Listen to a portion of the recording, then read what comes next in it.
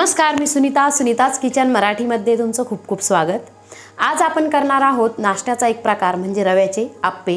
हे आप्पे इन्स्टंट बनतात, त्यामुळे आपल्याला ते मुलांच्या टिफिनला द्यायलाही सोपं जातं। तर बघूया आपण आज ते कसे बनवायचे। रव्याचे आप्पे बनवण्यासाठी आपण या इथे घेतला आहे एक बाउल असं रवा आणि रव्याच्या अर्ध दही घ्यायचं। त्यानंतर मी काही व्हेजिटेबल ज्या आहेत त्या कट करून घेतल्या आहे। इथे आहे शिमला मिरची, गाजर, टोमॅटो आणि कांदा एक एक घेऊन मी ते बारीक करून घेतला आहे। नंतर मी इथे घेतली आहे हिरवी मिरची जी बारीक करून घेतलेली आहे, मोहरी, जिरे, मीठ आणि कोथिंबीरीचा जो पाला आहे तो मी आप्प्यांमध्ये घालण्यासाठी इथे ठेवला आहे आणि त्याचे जे काही देठाचा भाग आहे तो चटणीसाठी मी इथे ठेवला आहे। आणि नंतर एक 3 ते 4 मिरच्या, छान रोस्ट केलेले शेंगदाणे छान कमी गॅसवर खरपूस भाजून घेतले आहे। हे आहे ओलं नारळ आणि कुकिंग सोडा। तर चला आपण आधी आप्प्यांसाठी लागणारं जे काही मिश्रण आहे ते तयार करून घेऊ। हे 1 बाउल रवा घ्यायचा आहे, त्यामध्ये जे काही आपण दही वापरणार आहोत ते मिक्स करून घ्यायचं आहे।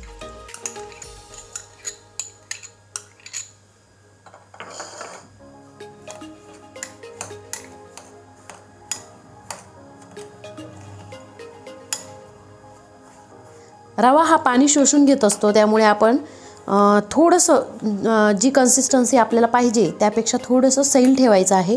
आता आपण दही मिक्स करून घेतलं आहे, त्यानंतर आपण याच्यामध्ये पाणी घालूया। पाणी पण थोडं थोडं घालायचं आहे आणि मिक्स करून घ्यायचं आहे।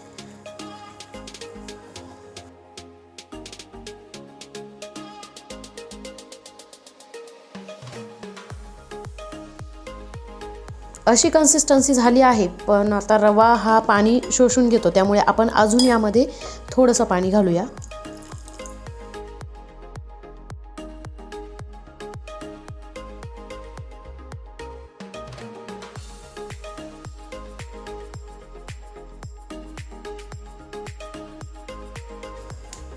हे मिश्रण असंच आपण एक 10 ते 15 मिनिटांसाठी असंच झाकून ठेवूया आणि तोपर्यंत आपण आप्प्यांसाठी लागणारी जी काही चटणी आहे ती बनवून घेऊया। चटणी करण्यासाठी आपण हे जे काही ओलं नारळाचे काप आहे ते आधी मिक्सर जारमध्ये घालून घ्यायचे।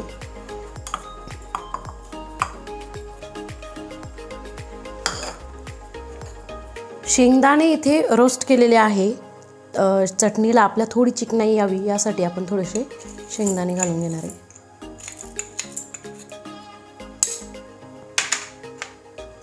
हिरवी मिरची कट केलेली आणि आपण जे काही कोथिंबीर आणि तिचे देठ काढून ठेवलेले होते ते त्याच्यामध्ये घालून घ्यायचे आणि थोडंसं चवीपुरतं मीठ।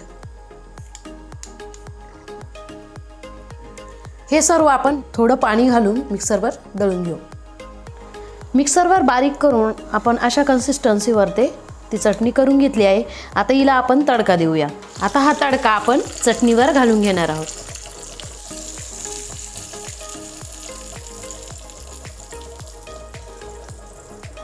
आप्प्यांसाठी लागणाऱ्या जे काही भाज्या आहेत त्या आपण इथे सॉफ्ट करून घेणार आहोत। त्यासाठी मी इथे कढई ठेवली आहे। कढईमध्ये 1-2 चमचे तेल घातलं आहे। इथे तेल आता तापलंय, त्यामध्ये आपण घालतोय मोहरी,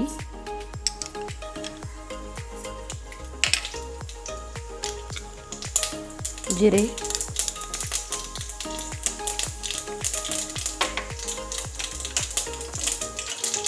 थोडीशी हिरवी मिरची, जर कट करून घातली तरीही चालते, पण लहान मुलं खातात त्यामुळे त्यांना ते तिखट लागतं, त्यामुळे मी थोडीशी बारीक करून आणि मग घातली आहे।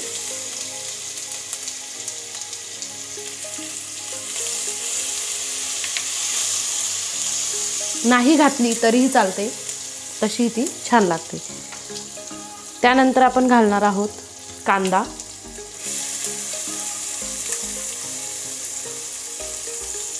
कांदा आपण आधी थोडासा सॉफ्ट करून घेऊ।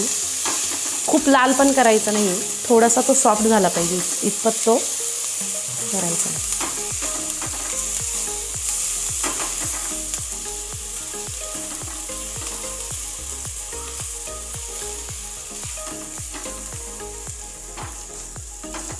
यात थोडंसं आपण मीठ घालून घेऊ.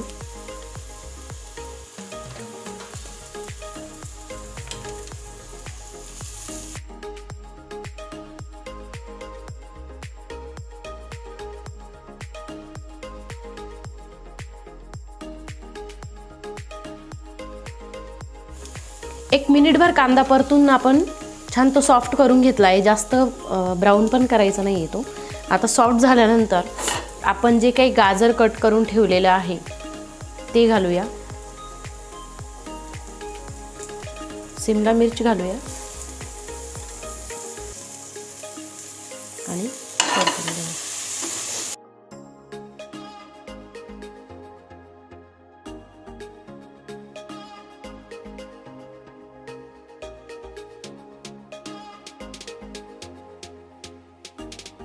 आपण जे काही आप्यांसाठी रवा भिजवून ठेवला आहे तो भिजला की नाही ते आपण बघूया. आणि नंतर त्यामध्ये ह्या ज्या काही व्हेजिटेबल्स आहेत ते आपण घालून घेऊया. आता ही इथे जे काही आपण रवा भिजत ठेवला होता बघा, तो आता अशा प्रकारे थोडासा सॉफ्ट पण झाला आहे. आणि पाणी बघा त्याने किती शोषून घेतलं आहे इथे. आता यामध्ये आपण जे काही सॉफ्ट केलेले व्हेजिटेबल्स आहेत ते आपण घालणार आहोत.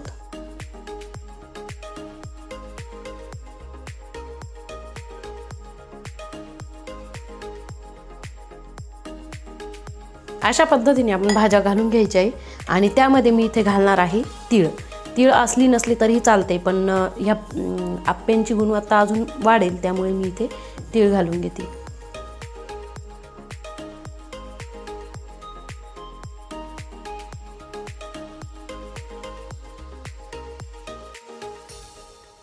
भाज्या फ्राय करताना आपण मीठ घातलेलं होतं, तर आपण थोडंसं मीठ घालून घेऊ.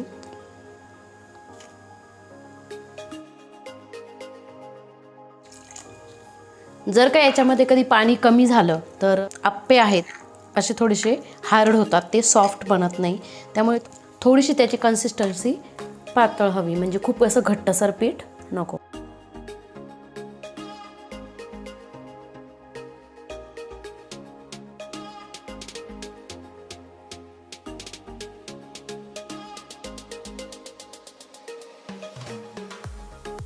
अशी कन्सिस्टन्सी एकदम ओके आहे. हे मिश्रण जे आहे यामध्ये आता आपण ही जी बारीक कट केलेली कोथिंबीर आहे ती मिक्स करून घेऊ. तर मी अशा पद्धतीने ती मिक्स करून घेतली आहे. आता इकडे मी आप्याचं पात्र जे आहे ते तापत ठेवलं आहे, ते बऱ्यापैकी तापलं आहे. आणि हे आप्पे पात्र जे आहे ते साधारण 12 आप्पे यामध्ये एकदा होतात. तर आता आपण हे जे चमचे आहे ते 12 चमचे याच्यामध्ये काढून घेऊ.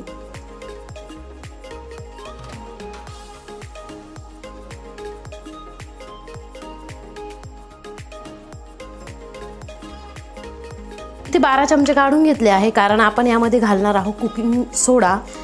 कुकिंग सोडा घातल्यानंतर जे काही बबल्स येतात ते काही वेळानंतर जातात आणि मग त्याला छान असा जाळीदार तो बनत नाही. त्यामुळे आता आपण वेळेवर, म्हणजे जेव्हा आपण याला मोल्डमध्ये ते मिश्रण घालायचं आहे तेव्हा आपण थोडासा कुकिंग सोडा त्यामध्ये घालून घेऊ, म्हणजे आपण जो भज्यांना वापरतो तो.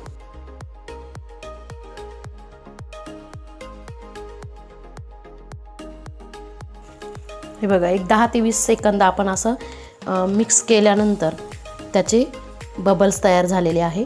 आणि आता आपण लगेचच ते ह्या मोल्डमध्ये घालणार आहोत, पण त्याआधी आपण त्याला तेलाने छान ग्रीस करून घेऊया.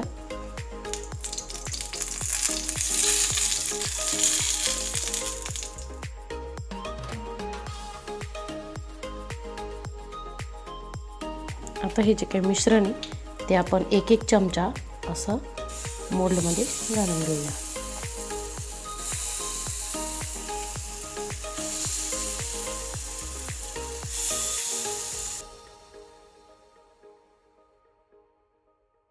आता यावर आपण घालून घेऊया झाकण आणि 2 ते 4 मिनिटं ते वाफवून घेऊया.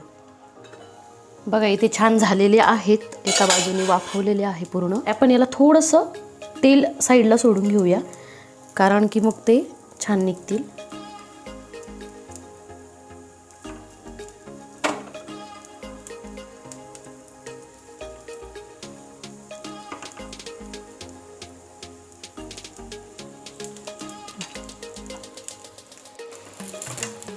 अगदी अलगदपणे असे निघाले ते, म्हणजे छान झालेले आहे.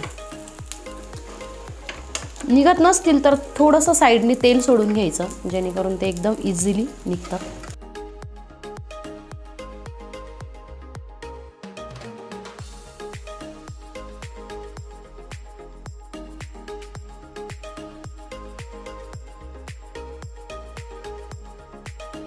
चला इथे दुसऱ्या बाजूनी पण आपण वाफवून घेतले आहे आणि ते कसे झाले आहे चेक करू आपण.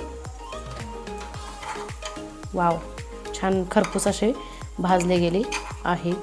आणि आता आपण हे काढून घेऊया.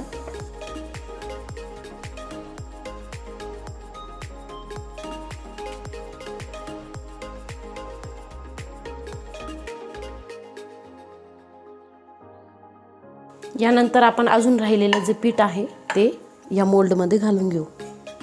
पण ठेवून जेव्हा आपण वाफवतो तेव्हा ह्या साईडने ते कडक होत नाही किंवा खूप असे हार्ड होत नाही, ते पण वरची बाजू पण तिची एकदम सॉफ्ट राहते. तर बघा इथे छान झालेले आहे. आता आपण हे पण काढून घेऊ.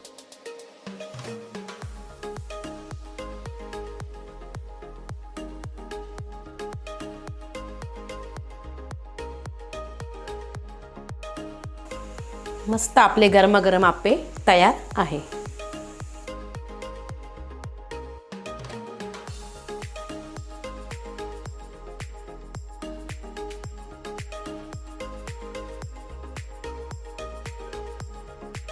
तर बघा आपले इथे आप्पे छान तयार झालेले आहे. आतमध्ये छान मऊ रंगबिरंगी दिसत आहे व्हेजिटेबल्समुळे आणि वरतून छान खरपूस भाजले गेले आहे. तर हे जे काही आप्पे आहे ते तुम्ही असे सॉस बरोबर किंवा अशा चटणी बरोबर खाऊ शकतात. ही रेसिपी जी आहे मुलांना आणि मोठ्यांना सुद्धा फार आवडते.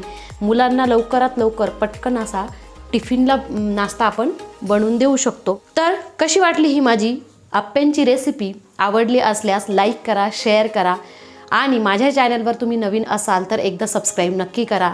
चला तर भेटू आपण आपल्या नेक्स्ट व्हिडिओमध्ये.